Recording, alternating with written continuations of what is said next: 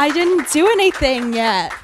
I'm Lindsey Weissmueller, and I'm so happy to be here. I am a casting director with far less experience than the ones I'm going to be asking questions of today. I'm very excited about, and I think you all are too. So go ahead and let's give a warm welcome to Sharon Bialy and Sherry Thomas.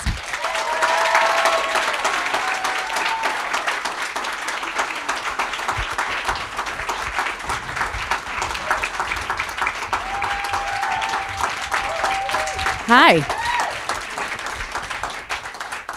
We heard you all laughing really hard out there, so I take it most of you liked the pilot. Who has seen the series? Okay. Okay. So this was new. You have to finish. You got to finish. I have one small spoiler, but it's not that big of a spoiler. So, warning. And then everybody exits. So thank you, ladies, for being here and allowing me to ask you questions and to answer them in front of all these people. So television is the thing right now, and you two are the queens of television casting, as far as I can tell. Shows, these are just the ones that I love and watch specifically, but Handmaid's Tale, Breaking Bad, Better Call Saul, Walking Dead, Halt and Catch Fire, which is one of my favorite shows on television. And you have had the opportunity to put souls into the characters on the page for so many iconic characters that people know and love and talk about and are inspired by. Do you have for this show, for Barry, do you have a specific character that you kind of hold near and dear to your heart in this series that you're particularly proud of, or that you saw the development of the character of the series and it surprised you or didn't surprise you because you knew it was going to be amazing? I was not surprised by Henry Winkler. I feel like when we read that script and we went to do our audition, you know, with Bill and Alec, you know, you bring ideas and you talk about ideas, and then you say, we've got this one idea that you maybe haven't thought of, and then you talk about it, and so that was the idea. And it was mulled around, and then he actually came in and auditioned and read with Bill. And, you know, once that started and you saw the chemistry and their souls meeting, if you will, it was pretty magical. And then the one that was not surprising, but very exciting, because when you know an actor for a really long time, even though they're young, and there's transformation with them as a human being, and then they bring it to the work as Anthony Carrigan as NoHo Hank. I mean, you know, he's like a guy from Boston. And he's amazing. He's such a scene stealer, too, in this show. He's incredible. Did he read for the role? How did he come into that character? Yes, he read for the role. We've cast him cast him on Gotham. And, you know, he has a very unique look. And NoHo Hank was just, there was sort of no definition of who he was, other than just, he had an accent and he was, you know, Chechen. And so we called his manager and said, does he do accents? We don't even know if he does accents. And she said, I don't know, but let's give it a shot. So he came in day one, and we were on the floor, and he was amazing. And then we sent it to Bill, and he was like, I think we got our guy. And I said, but we have like 2 more days of auditions. And he said, I feel like you can bring in more people, but he's the guy. And we said, okay. And it was, you know, just spectacular. And he's such a good human being. I mean, they all are, but, you know, special place in the heart. It's hard to pick your favorite children, you know, because I think we kind of get this maternal instinct over the entire cast. And in this particular situation, we got to bring so many disparate people to form the acting class and the other supporting roles. So I think each one is special to both of us on this project. The class was built. There was a female scene and a male scene. And we just brought in so many different ages and types and genders and I mean everything. And then there was a little piece of written dialogue, and then the rest of it was just improv, and it really was building the class. And then Melissa Villaseñor, who closes out the entire episode, like now on SNL and doing amazing. It's really exciting. And just as a note, there was really nothing there for the actors who are in the acting class who are in the whole series, and you'll see them. And I think each one of them gets to shine. But had they said, well, there's nothing on the page, or it's not that big in the pilot, none of them had the egos about it and just wanted to join on to something special. And when you do that, exciting things happen because great writers like Alec and Bill write to the actors that they cast. I want to ask you specifically about Sarah Goldberg, who plays Sally. Was that just a read and audition process? Was that everybody? The whole show, including Stephen Root, who also came in and read and typically would be offer only. Every single person read except for Bill. He didn't have to because he created the show.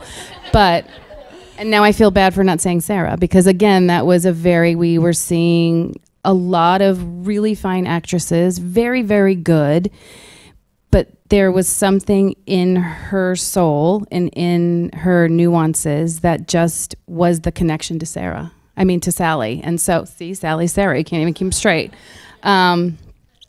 Were you specifically, I know she's worked a lot in the past, Sarah. Actually, she hasn't worked very much. But is not necessarily somebody like that I would consider a household name or somebody you would recognize immediately. Was that a conscious effort to find somebody for that particular role that could relate, or were you looking at huge name actors at the same time? I think through a process you always do the usual suspect names of anybody that's in that category, age-wise, type-wise.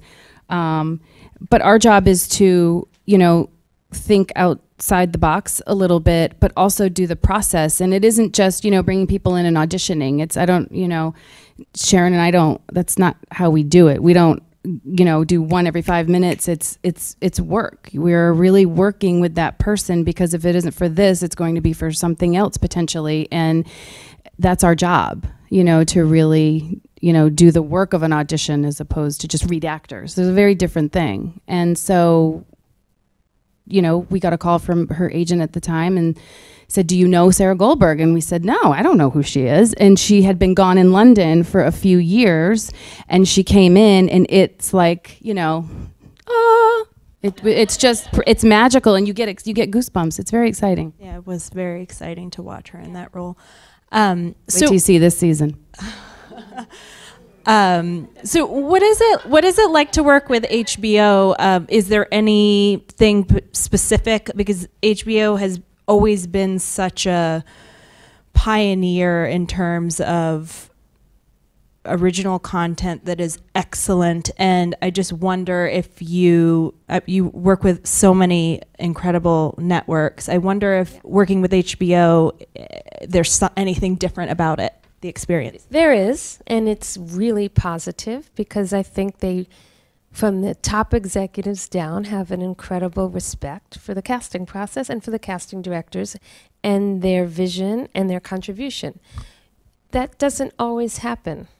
And it's a rarity when casting directors are respected as part of the creative process. And they treat it as a collaboration. Yeah, they really do, and I think it shows in the work. I would have to agree with that.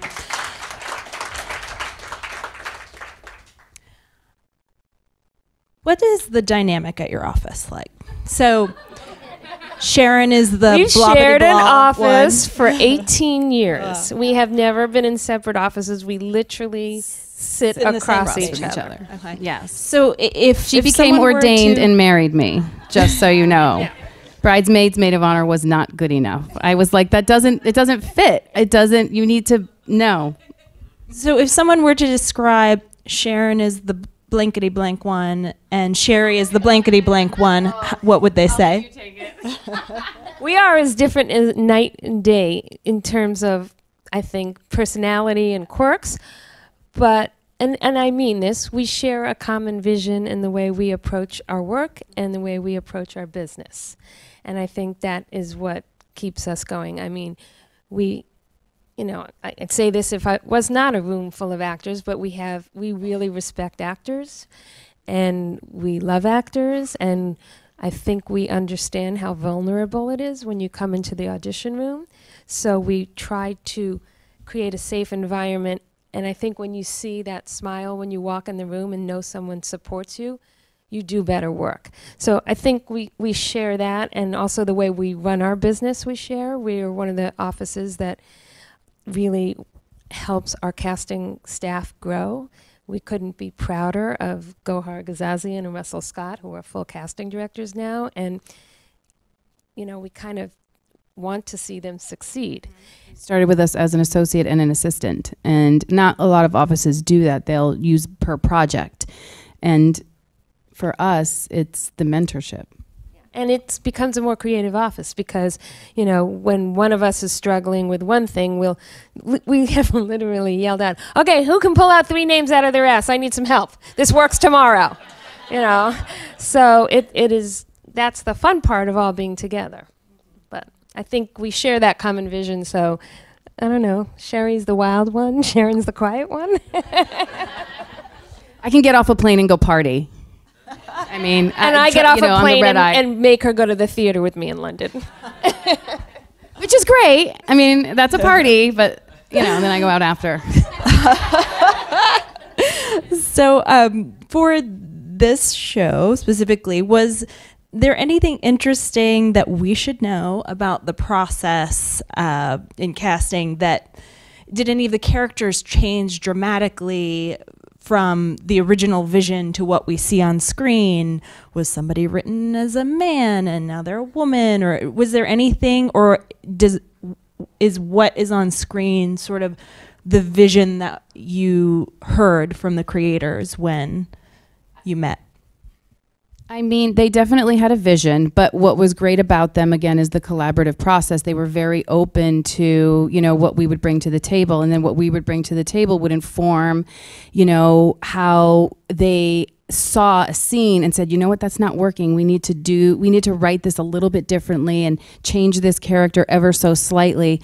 I think the thing that I loved about them was that, if you go back and you watch the series, which you all have to because it just gets better and better, is each one-line character wasn't just facilitating Bill like on a lot of procedurals. They really had something to say. Even Melissa, she had something to give. It wasn't like, no, we only have herbal tea.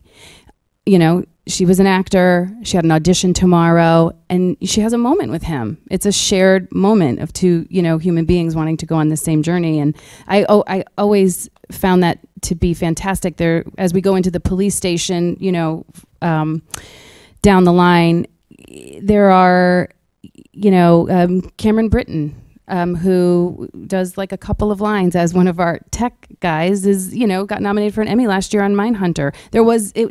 And he had like 3 lines for us.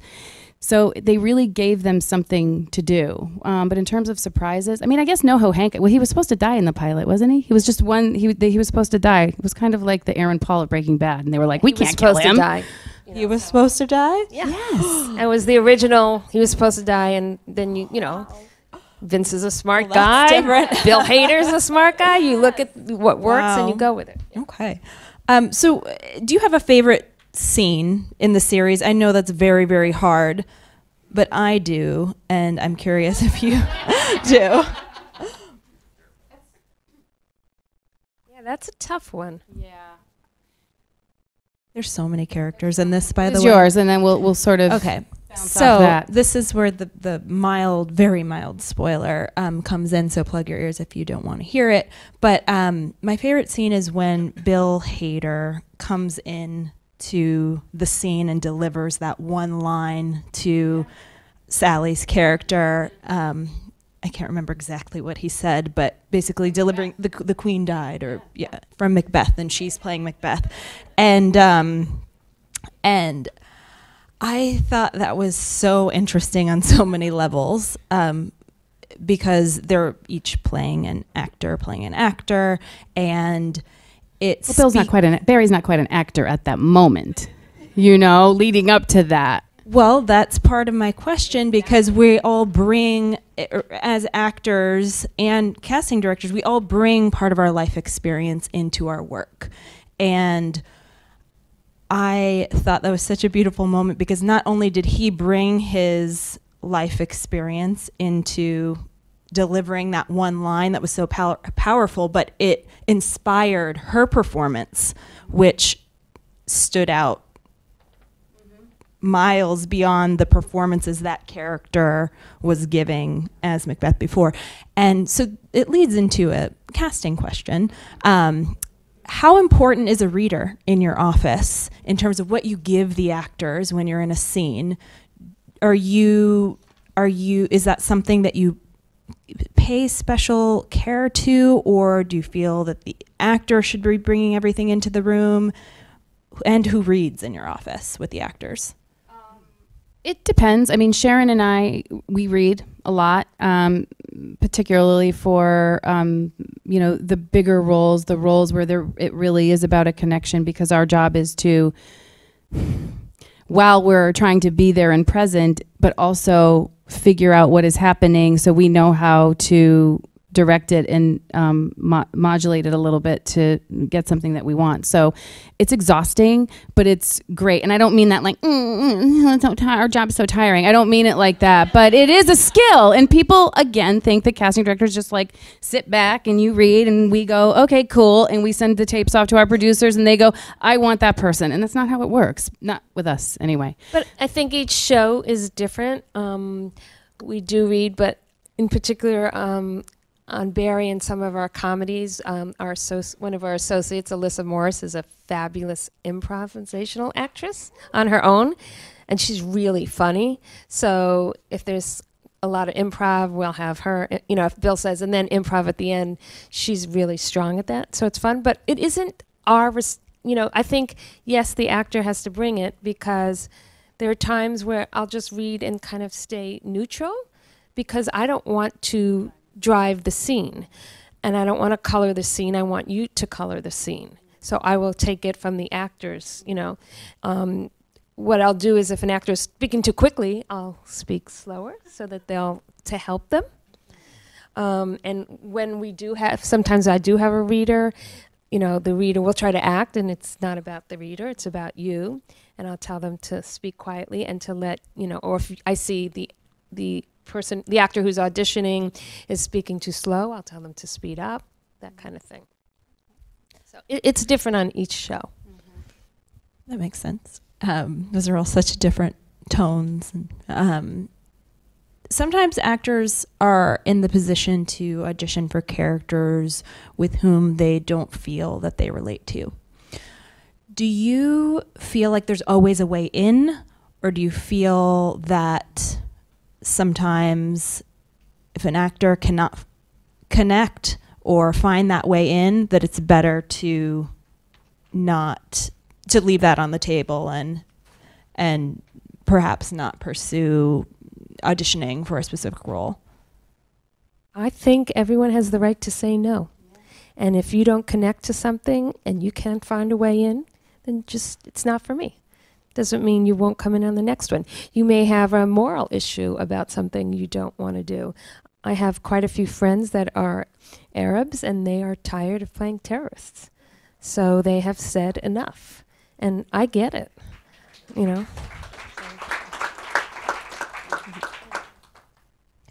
What makes each of you individually good at your job? Because I think we can recognize that you are. What do you feel like in yourself gives you the passion and joy to make you good at your job? I can tell you what you asked, just to go back to the question before about, what we share. And I think we share a work ethic. We're both from middle class, working class families. and we work really hard. So, you know, the only thing I think I complain about at work is my commute, but never about a long, hard day. So I do think we share, that makes us good because we're not, we will work hard. I think I consider, this is going to sound really, really terrible, and you get to say, I don't mean it to be, but I'm a Patriots fan, and you know, I watched the ESPN 30 for 30 about Tom Brady, and he says, you know, in this interview, like, every week, am I going to suit up? Am I going to play? He never, ever, and he said that sits with him to this day after winning, you know, 4 Super Bowl rings and as amazing, 5 Super Bowl rings. I'm sorry. Thank you. That he still has that thing in him. And I think that speaks to what Sharon said. And I personally have that where it doesn't matter, you know, what the accolade is or the critical success a show has. We attack it the same every single time. We don't, when we go on a meeting, we're there because we want the job, and we prepare the same way for every job if we want that job. And it doesn't, it's a passion and a drive, and we don't sit back and take a fucking thing for granted.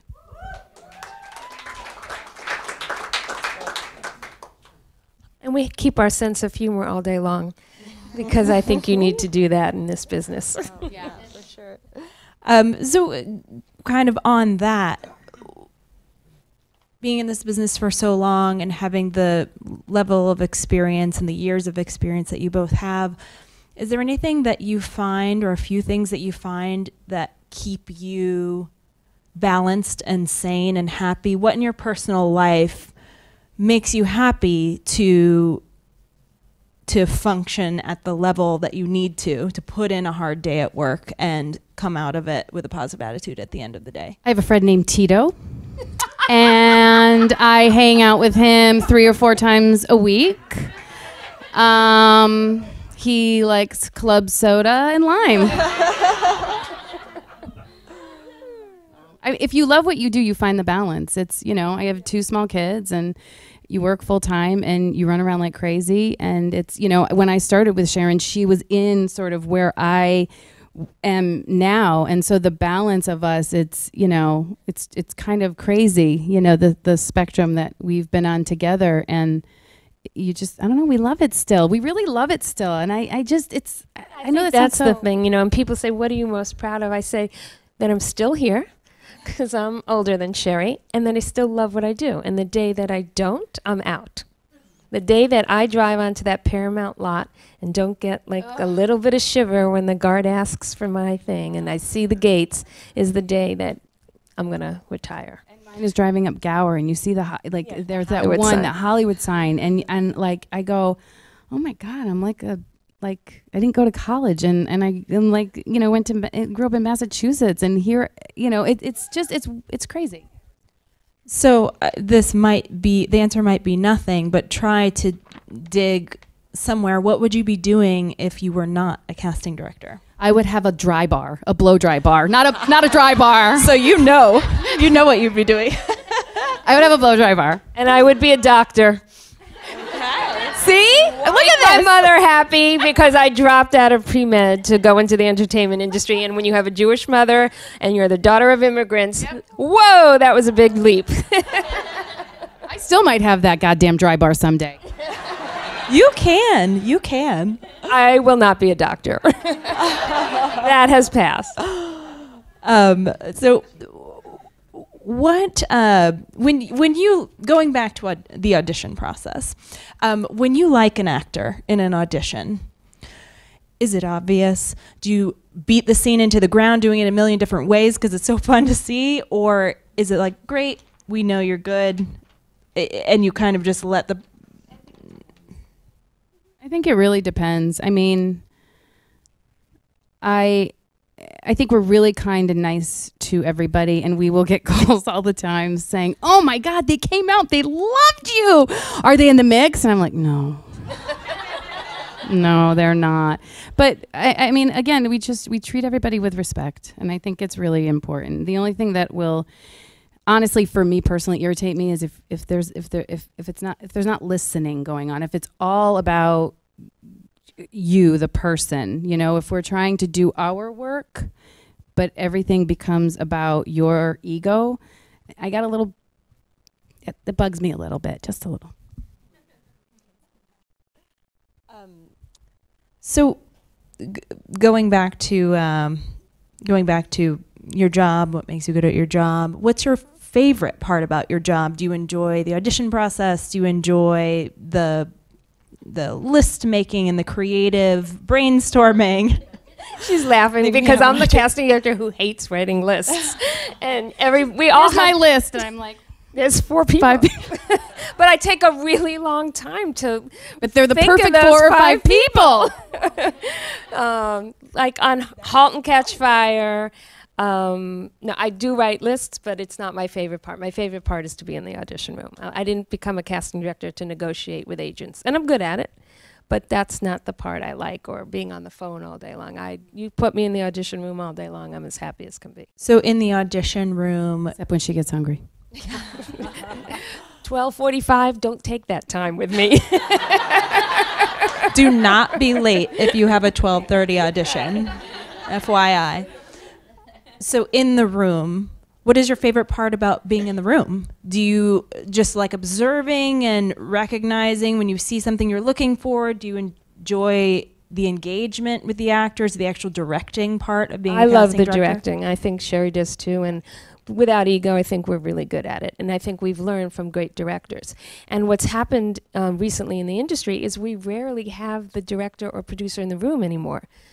So there's positives and negatives, but the positive is that we get to do multiple takes with the actors, and you don't walk into a room with 5 white guys sitting on a couch going like this. You walk in with one person and a camera operator going, okay, you get 1 for driving here. Let's do it again. And the fun part is twofold. When somebody brings something in that's so exciting and fun that you're on your 30th person and you wake up with the same lines 30 people in.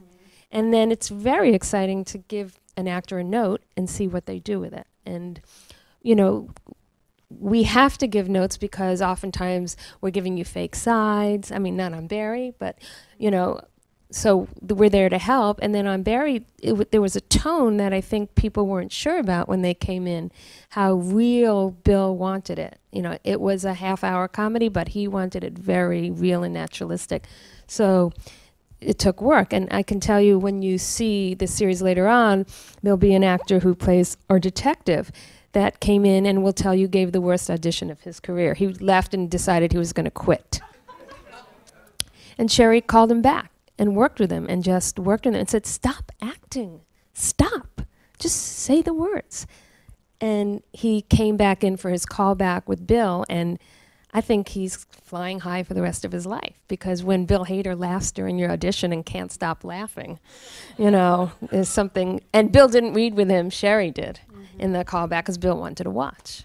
So I think that's rewarding and exciting. And, you know, we rehearse all the scenes before we bring in actors. We read the scenes, which is pretty bad sometimes.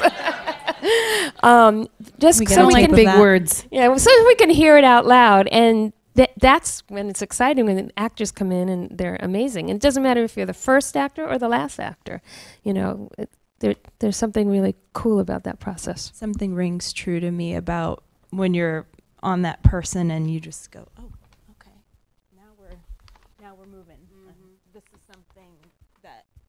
This is something that rings a bell in my brain, the bell of authenticity, and it's very obvious. So this is a question from Kevin Ashworth. How do season 2 auditions compare to season 1 auditions now that the auditioning actors have seen the show and know the tone?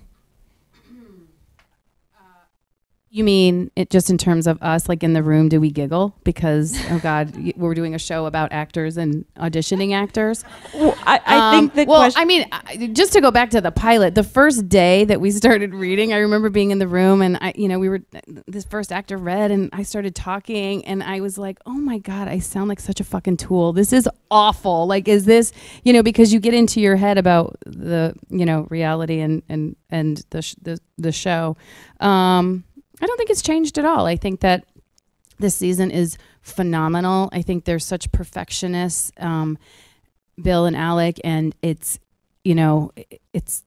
fantastic and perfect and very exciting. Again, new talent that I think that, will make you tilt your head and you will have never seen them before. And that is the beauty of what we get to do, honestly.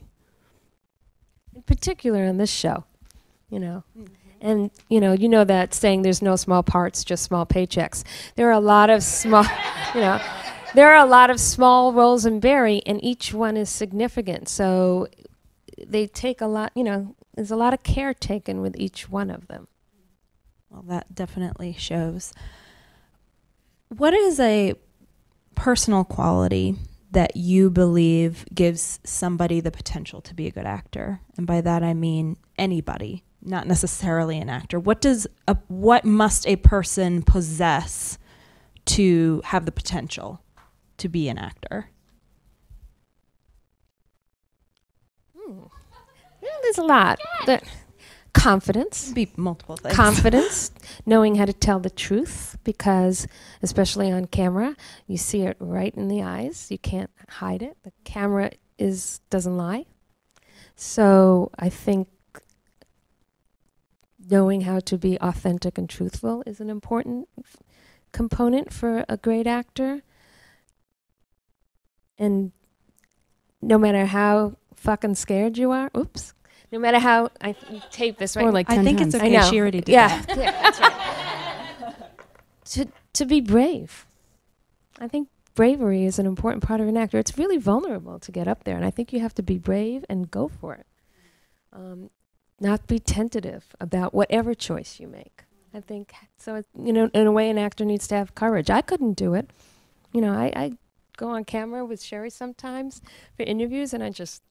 I'm like, and she's talking and laughing, and I'm like, as soon as the camera's off, radio interviews, I'm amazing. But I think it's really hard to be on camera. I think it's also being able to not try to fit who you think the character is supposed to be to portray that. I think that you have to take all of the information, read a breakdown, read the sides, watch the show, whatever show that's going to be, and then from there be ready to just do what comes out. And then that goes to sort of the authenticity and the honesty of just having a conversation. There are certain character, like I keep going back to Anthony Carrigan, but NoHo Hank. There was a slight idea of who that was, but then he came with his entirely own take on it and made it his own, but made it believable and authentic, and it was really organic. There was just nothing you bought every word he was saying, and that was amazing. He wasn't trying to, well, it says right here that I say, like, throw the direction away, throw all of the things away that they say about you, and just kind of make it fly for yourself. Either it's going to be right or wrong. You have no control over that. And that's what Henry Winkler did 42 years ago. When he created the Fonz. Some of the most special characters just are birthed from an actor's heart, not just what's on the page. They take what's on the page and they bring something to it that nobody expected or thought of, and that is a true collaborating process. So historically, do you have any very memorable auditions, for better or for worse, that historically are something that you you just always remember? That's for Sharon's book later. The second book that I never have time to write. There's so many Sure, there's good so ones. many. Well, we also, we do film, we do television, we do theater. So we haven't been doing theater as much of late, but I'll tell one little story. We did Jersey Boys originally at La Jolla Playhouse and then on Broadway. And this was a really long time ago, but I still remember. For some reason, I said, Sherry, you need to find Christian Hoff and get him in. And she goes, huh? Find Christian Hoff and get him in. And she came back, and this was a long time ago, and she goes, I can't find him. There's no internet. And I said, that's not an answer. I accept. You have to find him. So she did. She never gave up. He was teaching music at a high school in Orange County. So she got a hold of him, and he showed up on the third day. We were done with our final callbacks, and Des McAnoff and Frankie Valli and Sherry and I were out in the parking lot. They were smoking cigarettes, and all of a sudden Christian Hoff walks up into the parking lot with his guitar slung over his back. Hey, I made it. And Des said, what? And I said, Des, please, can we go back in the room? Please, let's go back in the room. And he goes, all right, Sharon wants us to go back in the room. And we sit down, and Frankie Valli, he turned to Sherry, and he goes, so was he working today? And Sherry goes, yeah, he was working today. Sorry, he's late. And he proceeded to take out his guitar, sing a song, and got the role, and won the Tony. And, yeah. So How did you find him without the internet? You did breakdown release. You say, hey, can you put out a release commercial breakdown, and where Christian Hoff call this number. You paged him via breakdown? Yeah, I did actually. There was a lot going on. We were very busy. Oh, that's an amazing tool. So just in sort of closing, is there anything that you would say to actors who are still sort of in these acting classes, like what you see on the show? Is there any sort of blanket advice? Well, that's the best part of the show. I love that part of the show. If you have to get his or her coffee, run in the opposite direction. I mean, it should be a give and take relationship. You should not have to open somebody's door for them and applaud them as they enter a room. Yeah, I mean, let's be real. If it becomes culty, leave. But do you mean advice? I mean, think you have to keep working at it. Actors starting out. But I think actors not starting out still work on their craft a lot. Robert Patrick. He works with his acting coach. Every weekend before he starts an episode of whatever he's doing. You mentioned *Halt and Catch Fire*, which is one of the shows we're proudest of. They all lived in a house together on location. And then every Sunday, they would sit around, read through the script, and work on the script before the director ever came in. And I think the quality of their work shows on screen. So I don't think you ever stop working at it. A lot of times we hear, how do we get in your room? How do we get in your room? That's the biggest question you hear from an actor. And I always say, ask you that question. Do a play, because we go to the theater. Do something, create something yourself. We watch, but we go to the theater. So, that's how it just, I think the cream rises to the top, and when you don't give up and you keep going, it eventually comes to you. Time is your time. Yeah. I always say to get as many eyeballs on you as possible, because if you're good and those eyeballs have the power to do something for you or bring you in or tell somebody about you, that's how it happens. Well, thank you, ladies, so much. My pleasure. Thank you. Thank you, everybody. Thank you.